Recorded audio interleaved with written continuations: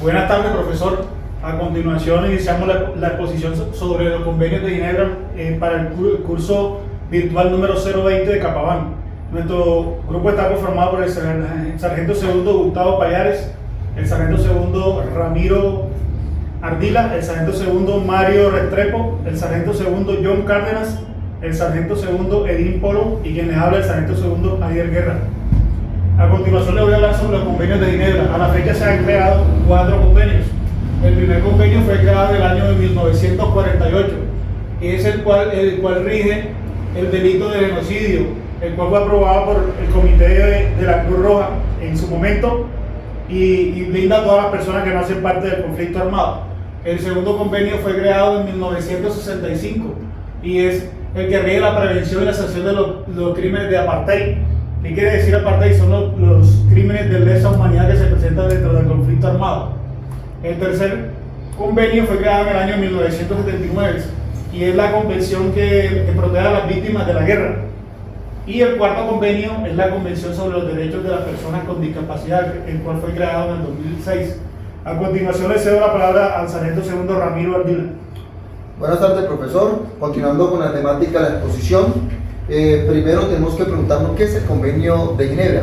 El Convenio de Ginebra es un conjunto de normas internacionales que busca regular el conflicto internacionalmente, pero también tenemos que mencionar una serie de protocolos que se llaman protocolos adicionales.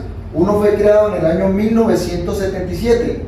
Ese protocolo que habla sobre la protección de las víctimas, y el otro protocolo que fue creado en el año 1980 habla sobre el trato que se le debe dar a los prisioneros. Y también tenemos unos artículos adicionales, como el artículo 11, que habla sobre la protección de la persona. ¿Esto qué quiere decir?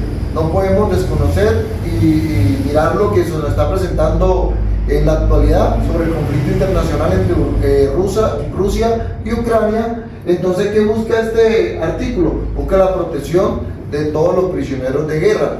Ningún prisionero de guerra se le deben vulnerar sus derechos, tanto mental ni físicos, y que busquen atentar con la integridad física de esas personas. En ningún momento se le deben de violar estos procesos. No podemos desconocer que en los tiempos de la guerra de Vietnam, aquellos prisioneros que caían en cautiverio eran torturados y automáticamente no se respetaban ninguna de estas clases de convenio de Ginebra, y especialmente lo que habla del artículo 11. A continuación le doy la palabra a mi compañero o al sargento Gustavo Payares para continuar con la temática de la exposición. Buenas tardes, profesor. Soy el sargento segundo Payares Hernández Gustavo. Siguiendo con la temática de los convenios de Ginebra, tenemos que tener claro de que en ese tiempo o en el siglo XIX se presentaban muchas infracciones o causas que atentaban contra la vida y la integridad de las personas. Tenemos que tener en cuenta que el artículo 147 habla de esto, de las infracciones graves que se cometían en esos tiempos, teniendo en cuenta que son las que cometen en contra de los bienes y de personas. Tenemos que tener claro de que era eventual de que se presentaran estas clases de infracciones. Por eso el Convenio de Ginebra se enfrascó directamente en estas infracciones y realizó de pronto en el artículo hizo de pronto énfasis principalmente en eso, teniendo en cuenta de que habla de ¿qué? De homicidios intencionales.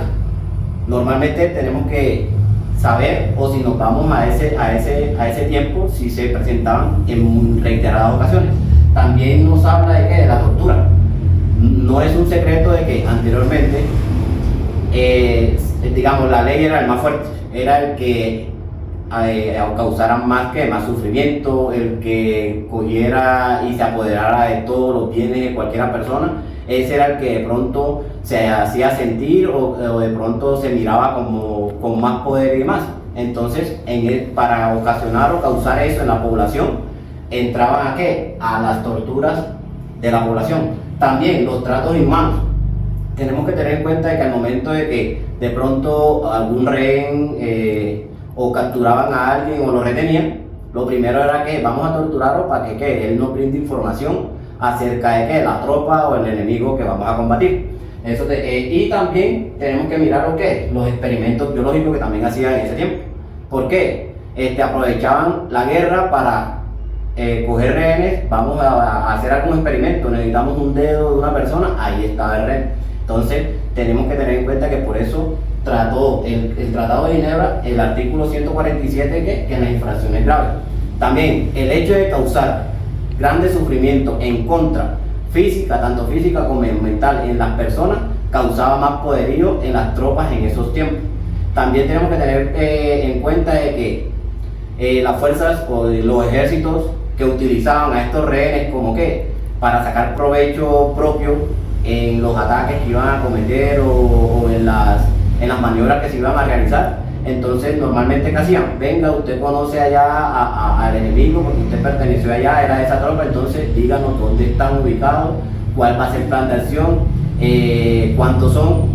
Y entonces ¿qué hacían? Esos rehenes, al ver tanta tortura, tanto sufrimiento, comenzaban a darle la información. ¿Y qué terminaban haciendo las tropas con ese rehén? Torturándolo y en su defecto ocasionándole la muerte.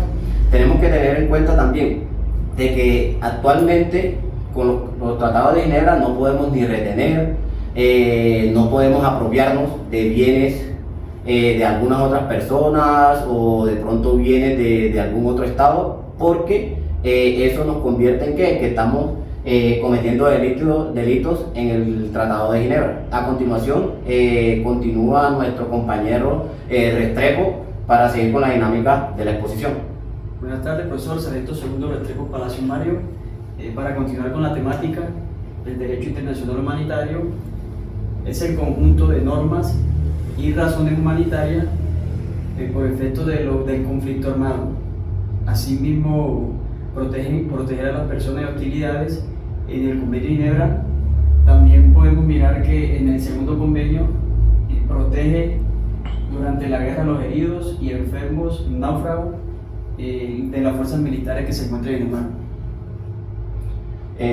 Profesor, para concluir tenemos que irnos principalmente de que gracias a estos convenios de Ginebra la guerra se reguló automáticamente, teniendo en cuenta de que como hay guerras internacionales, esto fue lo que hizo de que se regularan esas guerras. Soy el sargento segundo Polo Parredín. En esta ocasión les vengo a hacer la exposición acerca de los convenios de Ginebra y su artículo 50. El primer convenio de Ginebra hace referencia a los heridos y los enfermos de las Fuerzas Armadas y su artículo 50 hace referencia a las infracciones graves.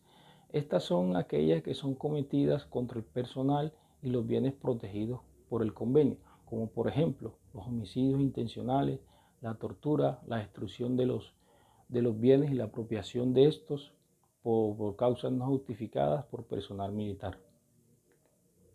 El segundo convenio de Ginebra hace referencia a los enfermos, los náufragos y los heridos de las Fuerzas Armadas en el mar, y su artículo 50 hace referencia a las sanciones penales.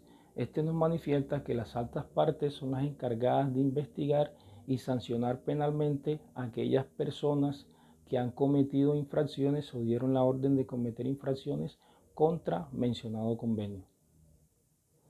El tercer convenio hace referencia a los prisioneros de guerra y al trato digno que se les debe dar a estos. Y el artículo 50 hace referencia a los trabajos que deben realizar el personal de prisioneros. Estos trabajos tienen que ir relacionados con la agricultura, la industria, actividades domésticas y actividades comerciales, entre otras. El cuarto convenio hace referencia a la protección del personal civil en tiempos de guerras. Y el artículo 50 hace referencia específicamente a los niños, donde manifiesta que la potencia ocupante debe garantizar el buen funcionamiento de aquellas organizaciones o entidades que son encargadas de la protección y la educación de los niños. Gracias.